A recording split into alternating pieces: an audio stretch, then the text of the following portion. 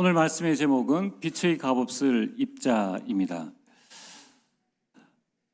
오늘 우리가 먼저 서론으로 알아야 될 게 뭐냐면은 많은 불신자들이 그런 이야기를 합니다. 과연 하나님은 살아계시느냐? 그 질문은 우리 스스로가 우리 자신에게 해봐야 합니다. 여러분, 하나님은 분명히 살아계십니다. 디모데후서 4장 1절에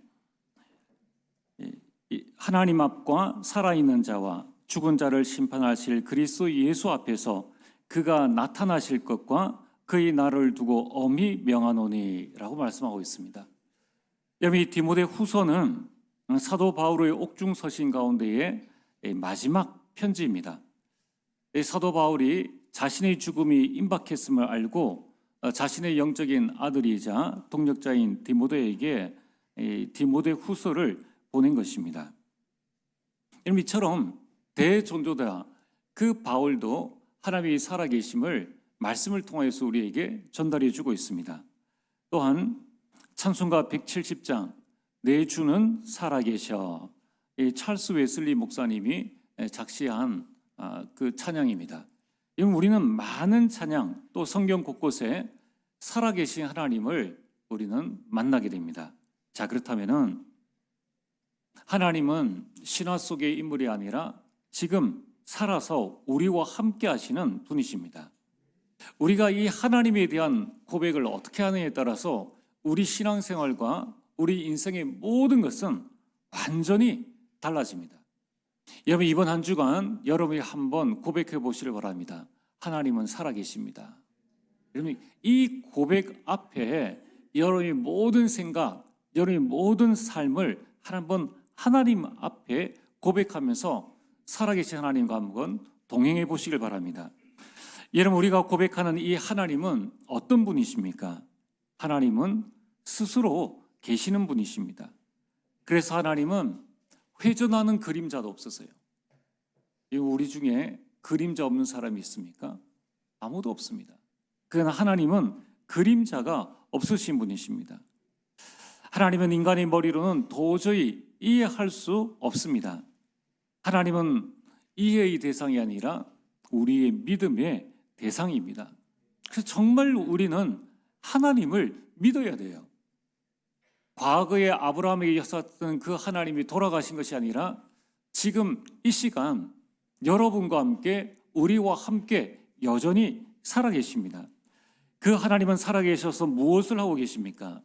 하나님은 온 우주와 천지 만물과 인간의 생사화복을 주관하시고 지금도 다스리고 계십니다. 우리 생명이 하나님께 있습니다.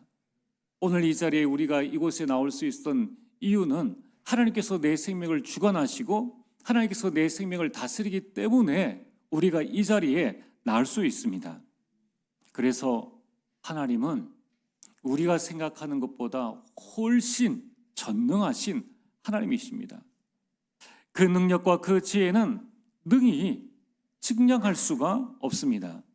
로마서 11장 33절에 깊도다 하나님의 지혜와 지식의 풍성함이요. 그래서 하나님의 그 지혜와 지식과 그 능력은 우리가 능히 측정할 수가 없기 때문에 하나님은 어떤 일을 행하실 때에 한치의 오차도 한치의 시행착오도 없이 완벽하게 통치하신다는 겁니다.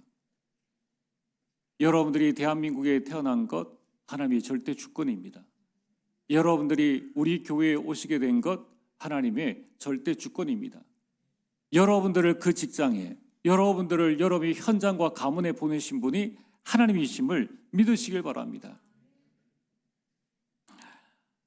또한 하나님은 지금도 영혼 구원을 위해서 쉬지 않고 일하고 계십니다. 마태복음 24장 14절에 이 천국 복음이 모든 민족에게 증거되어진 이후에 끝이 온다고 말씀하셨습니다. 그래서 하나님은 이사야서 62장 6절과 7절 성벽 위에 파수꾼을 세우셨습니다. 여러분들이 여러분 가정의 파수꾼입니다. 여러분이 우리 교회와 여러분이 현장의 파수꾼인데 하나님은 여러분들을 통해서 뭐라고 말씀하십니까?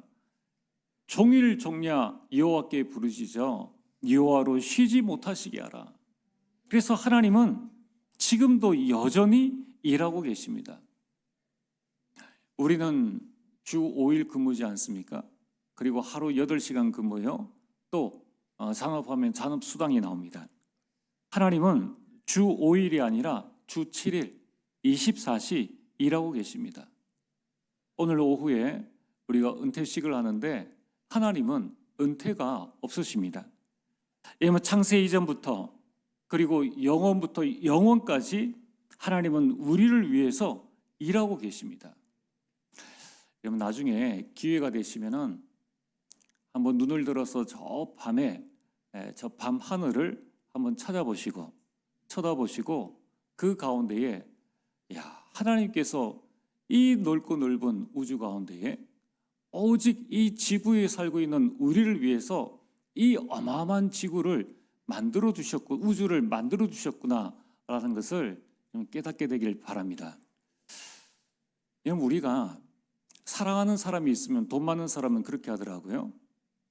사랑하는 사람의 결혼이다, 기념일이다 그러면은 식당 전체를 아예 빌려버리죠.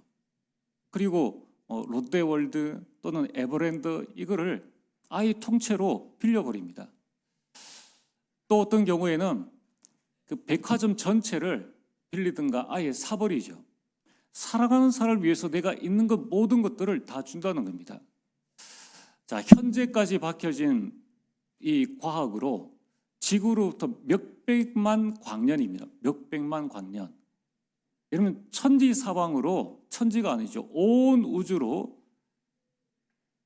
계속 이렇게 과학자들이 연구를 해봤는데 지구를 중심으로 해서 몇백만 광년 안에 생명체가 단 하나도 없다는 거예요.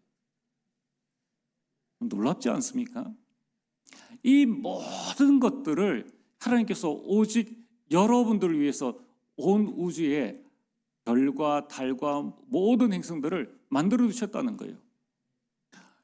우리가 자식을 위해서라면 애기 똥도 우리가 살펴보면서 얘가 아프냐 안 아프냐 우리가 관찰하는데 전능하신 하나님께서 그 정도를 못 하시겠습니까?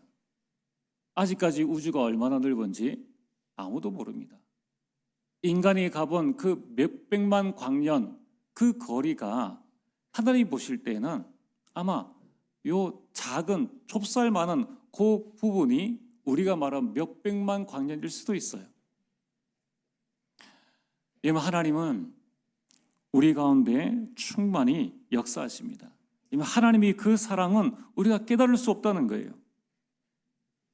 하나님은 지금도 구원 사역을 위해서 쉬지 않고 일하고 계십니다. 언제까지입니까? 우리를 통하여서 원망과 불평이 아니라 찬송을 받으실 때까지 하나님은 계속적으로 우리 가운데 역사하십니다. 그래서 찬송가 171장에 살아계신 주 나의 참된 소망, 여러분이 하나님을 여러분들이 참된 소망으로 붙잡게 되길 바랍니다. 하나님은 우리 모든 두려움을 없애주십니다. 살아계신 하나님은 지금 여러분들이 모든 갈 길을 인도하시고 여러분의 모든 삶의 기쁨을 충만히 채워주십니다.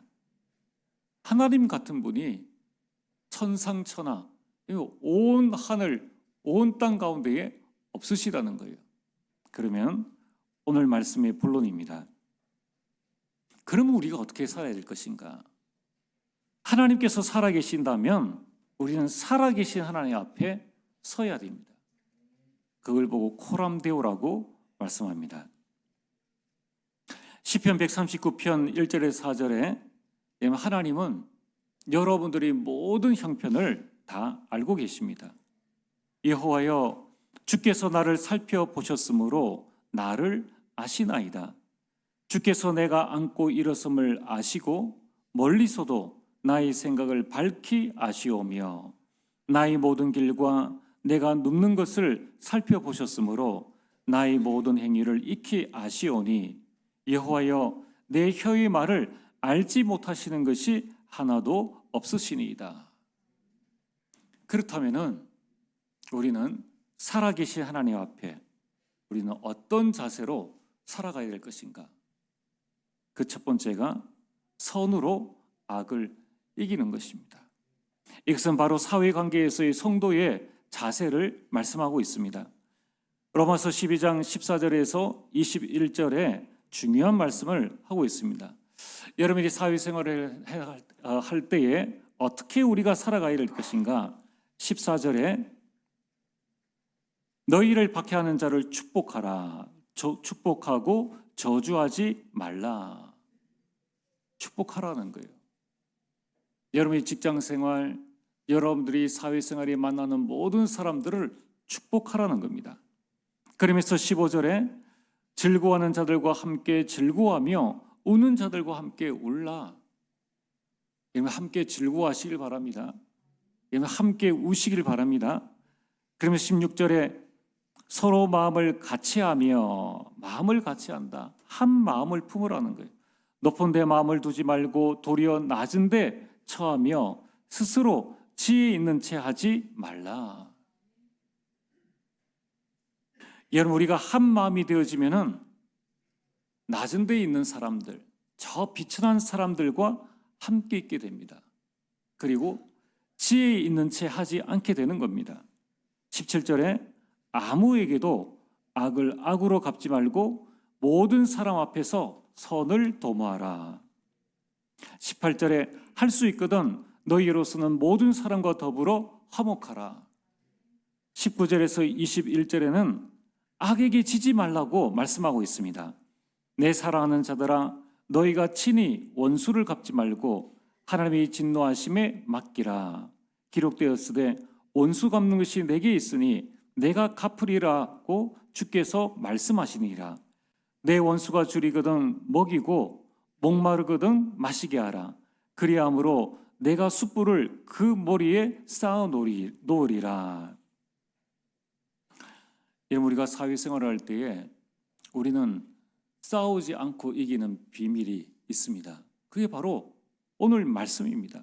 그들을 축복하고 함께 즐거워하고 함께 울고 한 마음이 되어지고 선한 일을 행하고 모든 사람과 화목하고 악에게 지지 않는 것입니다. 오늘 여러분들이 우리가 정말 전도하고 정말 선교하려면 어떻게 해야 되는가? 사회 가운데서 먼저 우리 자신들이 이러한 성도의 올바른 자세를 그들에게 보여주는 겁니다. 두 번째로 우리는 어떤 자세를 가지고 이 땅을 살아야 합니까? 위에 있는 권세에 복종하라고 말씀하십니다. 이것은 국가 권세, 다시 말해서 공권력에 대한 성도의 자세입니다. 로마서 13장 1절에서 7절에 각 사람은 위에 있는 권세들에게 복종하라. 권세는 하나님으로부터 나지 않음이 없나니 모든 권세는 다 하나님께서 정하신 바라. 그래서 여러분들 우리 믿는 자들에게는 여당 야당이 없어야 됩니다. 믿는 자들에게는 내 편, 네 편이 없어야 됩니다. 믿는 자들에게는 좌파, 우파가 없어야 됩니다. 왜냐하면 모든 권세는 하나님께서 정하신 것입니다. 여러분 하나님께서 이 권세를 정하심으로 무엇을 하려고 하십니까? 이 국가의 권력, 즉 법은 사회 질서를 유지하는 것입니다. 오늘 3절부터 5절까지가 그 말씀입니다. 그래서 우리는 당연히 법을 준수해야 합니다. 그러면서 오늘 3절에서 5절에 뭐라고 말씀하십니까? 법 질서를 지키는 자는 칭찬을 얻게 되지만 악을 행하는 자는 두려워하게 된다는 거예요. 여러분 법은 나를 지켜주는 겁니다. 그래서 5절에 억지 복종이 아니라 양심적으로 순종해야 할 것을 말씀합니다. 그리고 납세의 의무를 준수해야 한다고 말씀합니다. 6절과 7절 말씀입니다. 너희가 조세를 바치는 것도 이로 말미암음이라. 우리 그리스도인은 이 국가 권력, 이 조세에 대해서 각종 세금에 대한 의무를 다 해야 합니다. 왜냐하면 6절 말씀에 나와 있는 것처럼 이 세금으로 하나님의 기본 공의를 시행하기 때문입니다. 하나님의 기본 공의가 뭡니까? 하나님은 모든 사람들에게 은총을 베푸시는데 그게 일반 은총입니다. 그래서 하늘에 비를 주시고 태양을 주시고 나무를 주시고 열매를 자라게 하시고 또 곡식을 맺게 하시는 이 모든 것은 하나님의 일반 은총입니다. 하나님의 일반 은총이 있기 때문에 이 사회가 유지되어져 나가는 겁니다. 이처럼 하나님은 모든 국가 권력의 모든 수장들에게 또 다스리는 공무원들에게 하나님의 일반 은총을 주셔서 성도들을 보호하게 하고 교회를 보호하게 한다는 겁니다. 여러분, 우리가 낸 세금으로 발전소를 만들고 우리가 낸 세금으로 도로를 만들고 우리가 낸 세금으로 공항을 만들어서 이제 우리는 그것을 활용하여서 우리는 더 예배를 잘 드릴 수 있도록 그리고 선교할 수 있도록 공항에서 비행기를 타고 237 나라로 얼마든지 갈 수 있다는 겁니다. 이처럼 납세의 의무를 준수함으로 우리는 하나님의 공의, 기본 공의를 더 잘 이룰 수 있도록끔 저 불신자들 또 믿는 자들이 그 일을 감당해 나간다는 겁니다.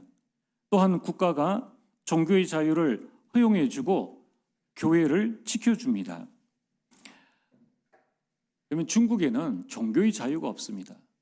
그래서 중국에서 우리가 신앙생활을 하려면 상당한 어려움을 겪게 됩니다. 중국뿐만입니까? 이슬람권이나 불교권의 나라에서도 기독교를 전할 수가 없습니다.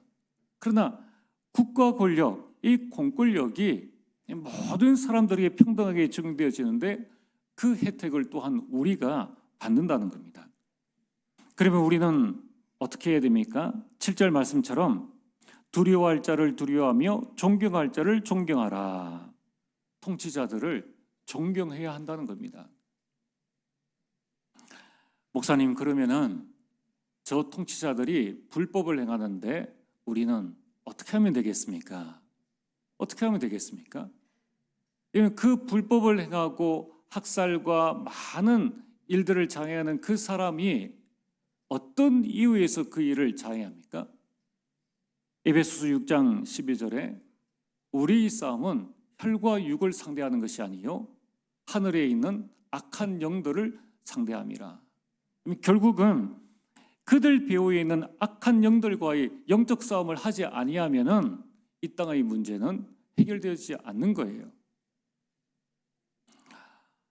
지금도 그분이 살아있는지 모르겠습니다. 실화인데 어떤 기독교인, 미국의 어떤 기독교인이 아프리카에 하나님의 은혜를 받아 평신도가 은혜를 받아서 저 선교를 하러 가게 되었습니다.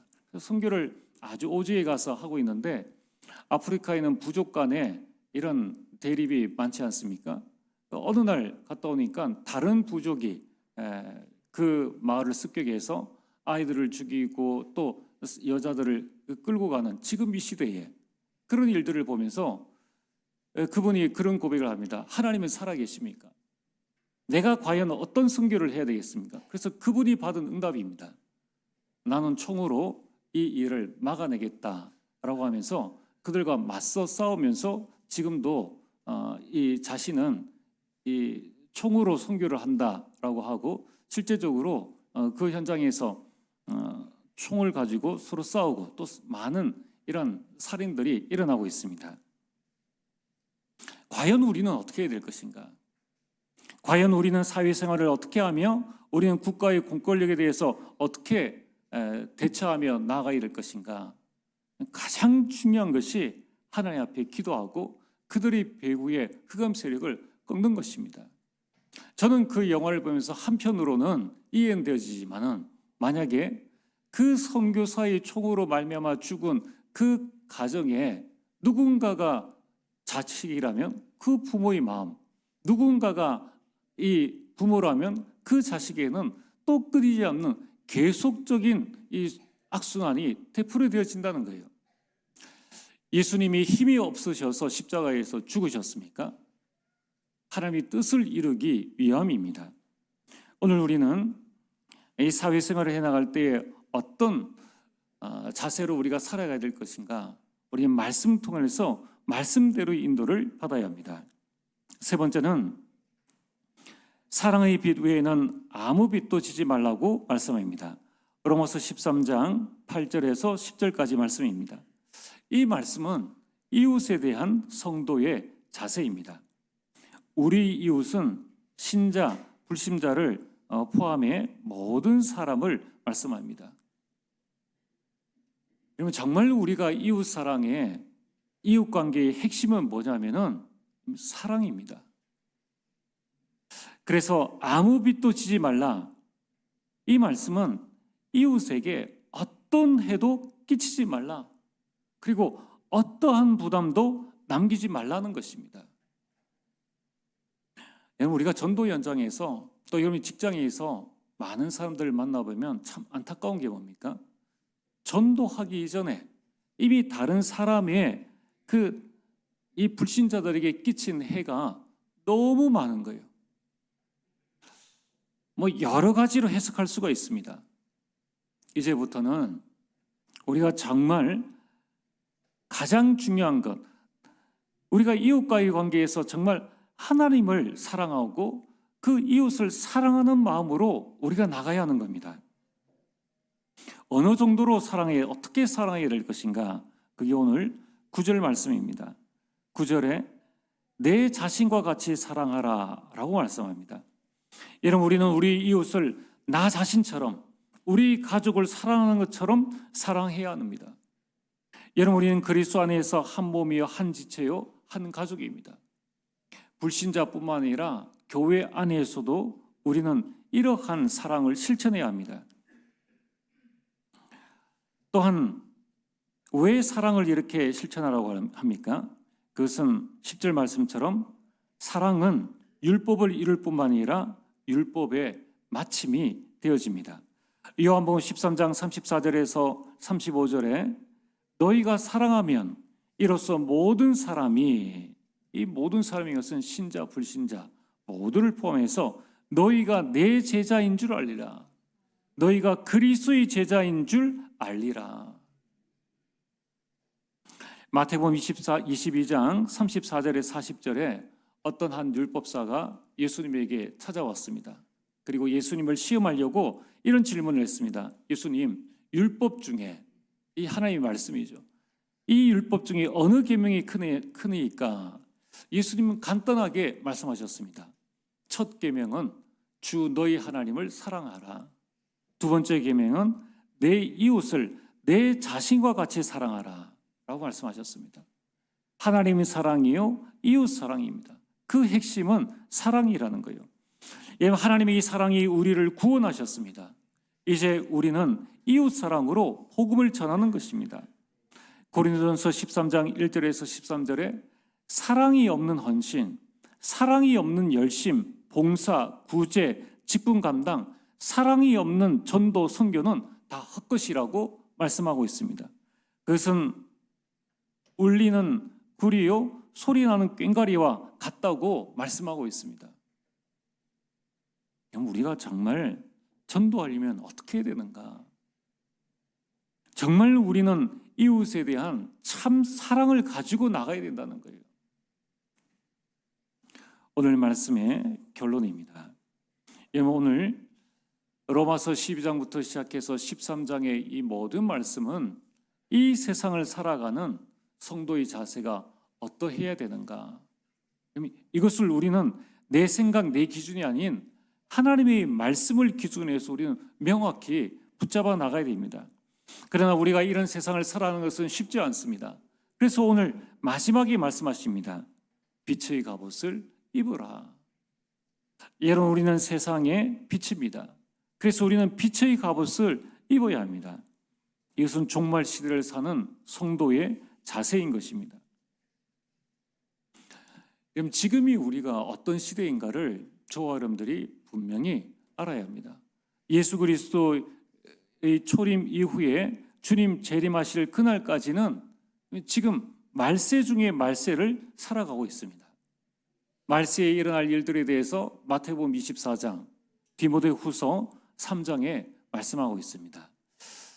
자, 오늘 여러분들이 이 하나님의 말씀을 그냥 설교로만 듣지 마시고 오늘 여러분이 댁에 가셔서 이번 한 주간 동안 신문이나 SNS나 또는 여러 부분을 통해서 지금 일어나고 있는 모든 일들이 성경에 있는지 없는지를 한번 확인해 보시길 바랍니다. 과연 지금 이 시대가 어떤 시대인지, 성경은 분명히 지금 일어나고 있는 모든 일들에 대한 부분을 말세라고 말씀하고 있습니다.